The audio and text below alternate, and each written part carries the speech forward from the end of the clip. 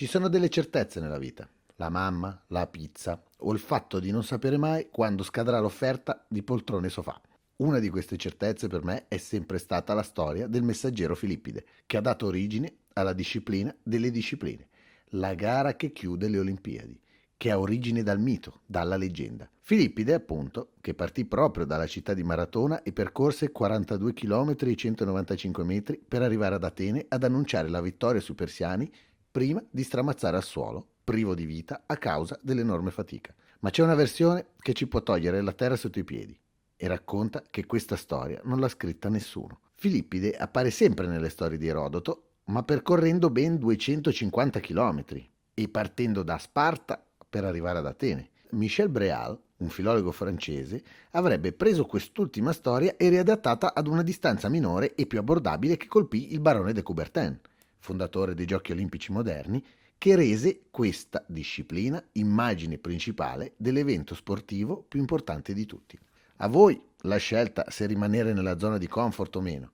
Quel che è certo è che soprattutto nelle prime edizioni la maratona può essere definita allo stesso tempo epica quanto ridicola, straordinaria quanto grottesca, tutti aggettivi adattabili perfettamente all'uomo che sa compiere imprese eccezionali nella sua imperfezione.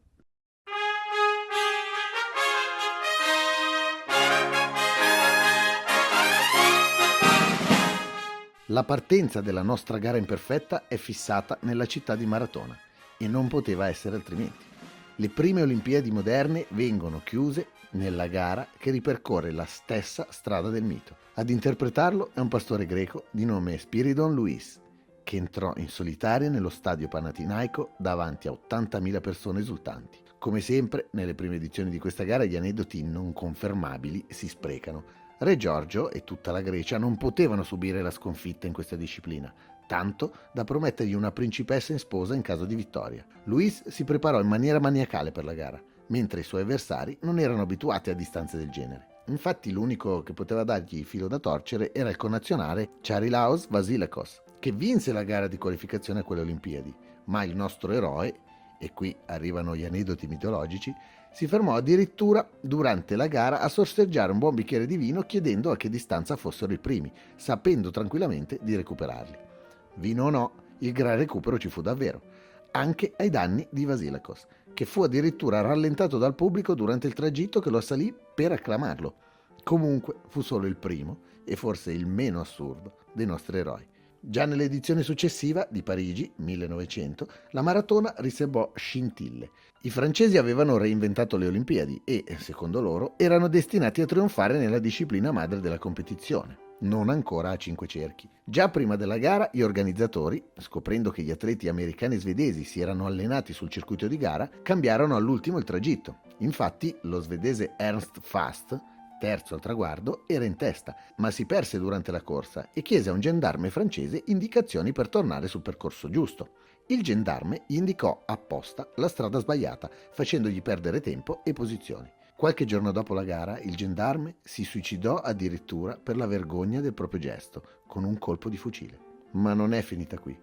L'americano Arthur Newton arrivò al traguardo alzando le braccia in segno di vittoria, ma venne avvisato di essere arrivato addirittura quinto. Newton non si dava pace e anche i testimoni che lo avevano seguito erano certi che l'americano non era stato superato da nessuno. Le probabilità che gli atleti prendessero delle scorciatoie ai tempi non erano così basse. Anni dopo denunciò al CIO il fatto, ma non avrebbe mai potuto vincere questa causa. Infine, tra i probabili furbetti, che non erano sporchi di fango come il quinto arrivato, c'era il vincitore, Michel Théotot, che era ovviamente francese, anzi no, è rimasto negli annali come francese, nonostante fosse nato e cresciuto a Lussemburgo, ma anche questo venne fatto passare e la prima medaglia d'oro del Lussemburgo arrivò solo nel 1952. Vi ricordo che siamo solo alla partenza.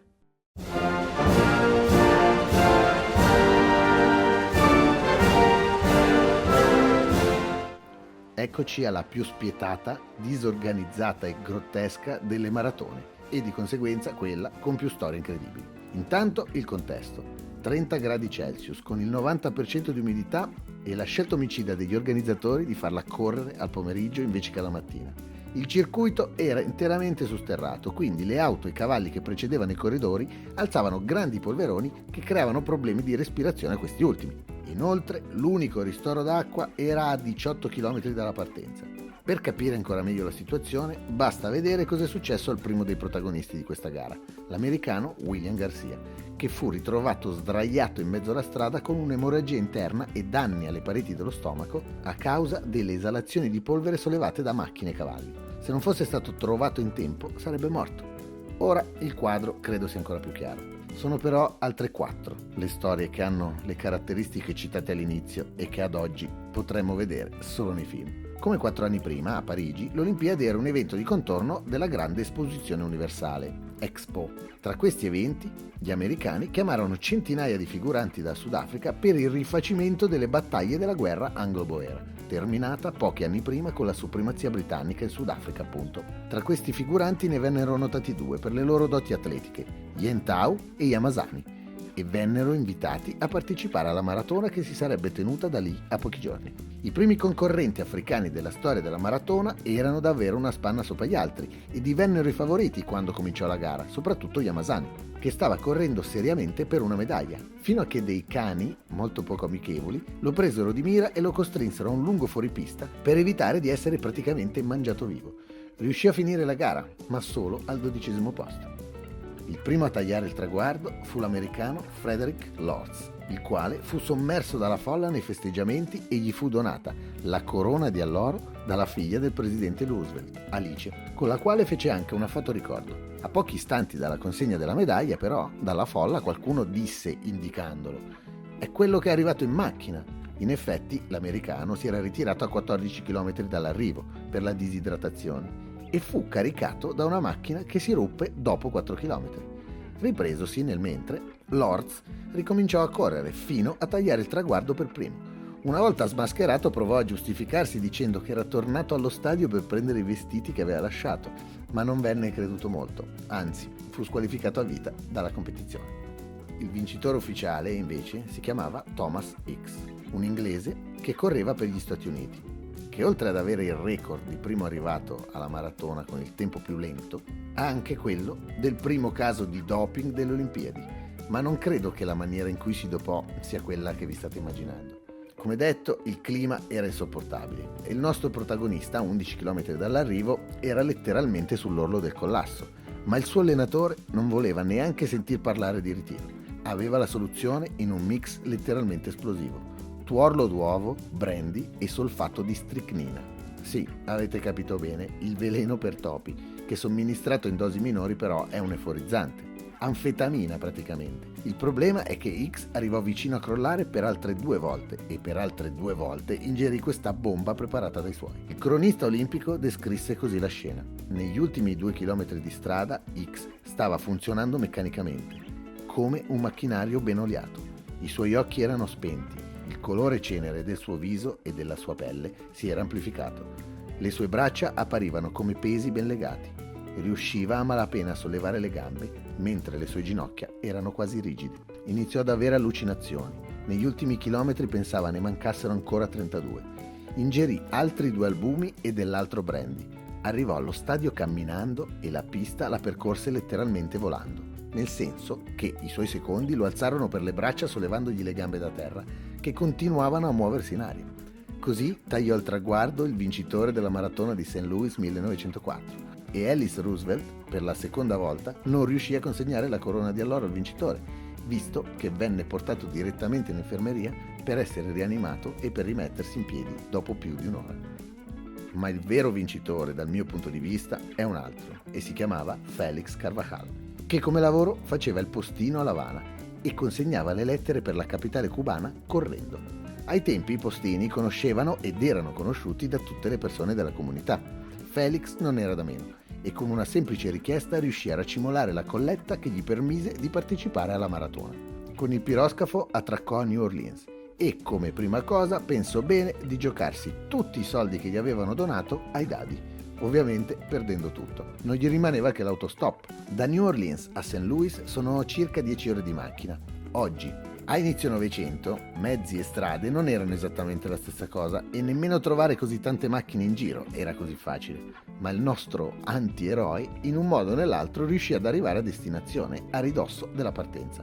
Senza soldi non aveva né mangiato né aveva i vestiti adatti per correre, dovendo tenere quelli che aveva alla partenza da Cuba. Anzi, la sua presentazione è degna di quelle di Fantozzi.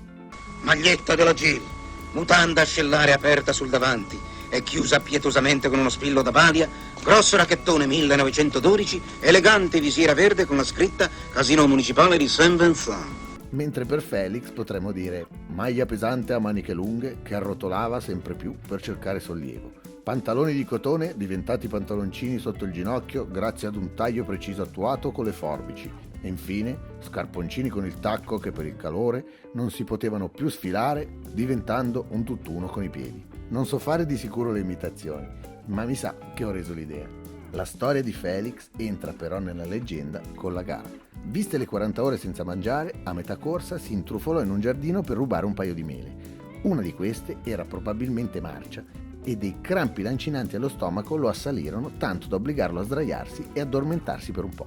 Una volta svegliatosi, riprese la corsa, ma per la sua indole e per il suo lavoro probabilmente aveva grandi facilità relazionali e si fermò a chiacchierare con tutti quelli che incontrava durante il percorso. In tutto questo marasma Félix Carbajal arrivò al traguardo in quarta posizione. Senza tutti questi assurdi avvenimenti avremmo sicuramente di fronte l'unica vittoria di un cubano alla maratona olimpica, ma non sarebbe stato lo stesso, perché non avrei potuto raccontare la storia del postino dell'Havana. La nostra gara è ora nel vivo, ma la maratona, come vedremo, è una storia unica che non finisce mai. La seconda parte della nostra corsa comincia con dei cenni ad altre storie che non possono essere dimenticate. Londra 1908, oltre a essere fondamentale per aver stabilito definitivamente la lunghezza della maratona, visto che nelle edizioni precedenti non c'erano i 42 km e 195 metri esatti, ma grazie all'obbligo di dover partire e arrivare davanti al palco reale inglese si definì fino ad oggi questa distanza. Oltre allo strano ritiro di un canadese che, stremato dalla fatica, chiese una bottiglia di champagne per ristorarsi senza riuscire per ovvi motivi a continuare la gara, fu la maratona di un italiano, Dorando Pietri, che ebbe la stessa sorte del vincitore delle Olimpiadi precedenti a St. Louis, Thomas Hicks, arrivando al traguardo sbagliando strada e quasi morto dopo un tentativo di sabotaggio da parte di una macchina americana che provò ad alzargli la polvere per non farlo respirare, dopo che venne somministrata anche a lui la stricnina e dopo essere portato a braccia negli ultimi metri. Una volta ripresosi, venne festeggiato con tutti gli allori, ma al contrario di Hicks, venne squalificato proprio perché venne aiutato da altre persone, tra cui un certo Conan Doyle, il padre di Sherlock Holmes. Ma nonostante nell'albo d'oro ci sia il nome dell'americano Ace, per più di 100 anni e per tutto il mondo, il vero vincitore del 1908 è ancora il panettiere romagnolo. Poi c'è la storia più moderna, Roma 1960. La cornice sono le suggestive strade dell'antica Roma, una maratona corsa di notte per la via Appia illuminata da fiaccole e illuminato invece dai fari delle moto che riprendono la gara c'è un uomo, un etiope, che corre con l'obiettivo di inseguire il numero 26, il grande favorito, Bebdi Salam, in modo da fare la corsa su di lui per cercare di batterlo. A un certo punto si trova davanti, insieme al numero 185, proprio il marocchino Salam, che aveva cambiato numero di pettorina all'ultimo. Allora il nostro etiope, non sapendolo, continuò a correre cercando questo 26 introvabile, fino ad arrivare al traguardo per primo, facendo segnare anche il record del mondo. Questa leggenda su come vinse Abebe Bikila è suggestiva, ma la realtà lo è ancora di più. Quel record del mondo non lo fece segnare perché inseguiva il numero fantasma, ma perché era il più forte e soprattutto lo fece segnare correndo scalzo. Sì, esatto, senza le scarpe. Prese questa decisione perché con le scarpe che gli diedero semplicemente non si trovava bene. Oltre 42 chilometri tra Cemento e San Pietrini. A fine gara gli tolsero sassi e vetri dalle piante di piedi. A suo dire avrebbe potuto continuare tranquillamente per altri 10 chilometri. Un'impresa che viene sublimata ancora di più dalla triste fine che farà anni dopo. Dopo aver vinto anche l'Olimpiade successiva, nel 69 subì un grave incidente automobilistico che gli tolse l'uso delle gambe. Ma lui continuò a gareggiare alle Paralimpiadi con il tiro con l'arco, partecipò a una gara con cani da slitta in Norvegia, vincendola. ma nel 73, a 41 anni, si spense a causa di complicazioni dovute all'incidente. Non è mai stato dimenticato da nessuno e quando si parla di maratona non può non essere messo sul podio degli immortali. Berlino 1936.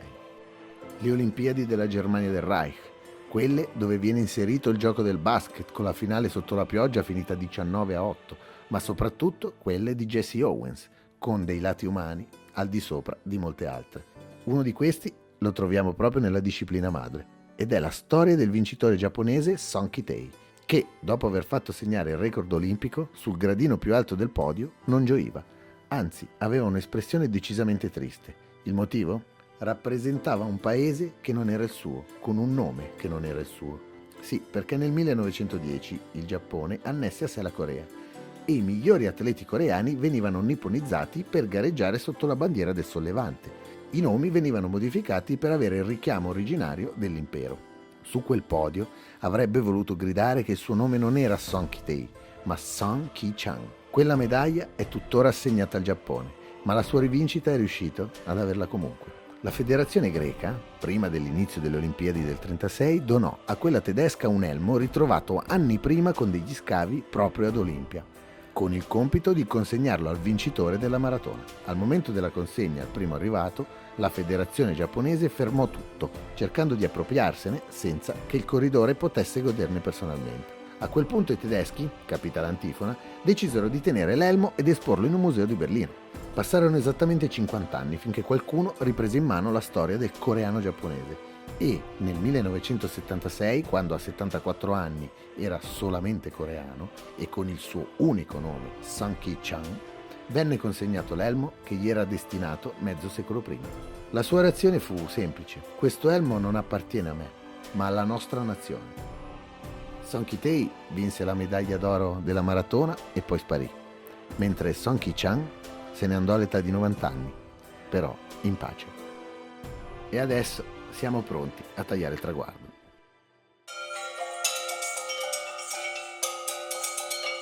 Per il grande arrivo, la storia simbolo è per forza quella di Shizo Kanakuri. Questa volta si parla di un vero giapponese che nel 1912 è uno studente dell'Università di Tokyo. Era la prima volta che il Giappone partecipava alle Olimpiadi e Kanakuri, essendosi qualificato con un ottimo tempo, aveva il diritto di andare a Stoccolma con anche grandi speranze di medaglia. Professori e studenti dell'università unirono i propri sforzi per pagargli le spese del viaggio a Stoccolma, visto che sarebbero dovute essere tutte a suo carico. Il 14 luglio era sulla linea di partenza della grande maratona olimpica. Come ho raccontato in precedenza, le prime maratone furono una tragedia dal punto di vista organizzativo climatico. Non da meno fu quella svedese. Il caldo avrebbe potuto dare un po' di respiro visto la latitudine, ma non fu così.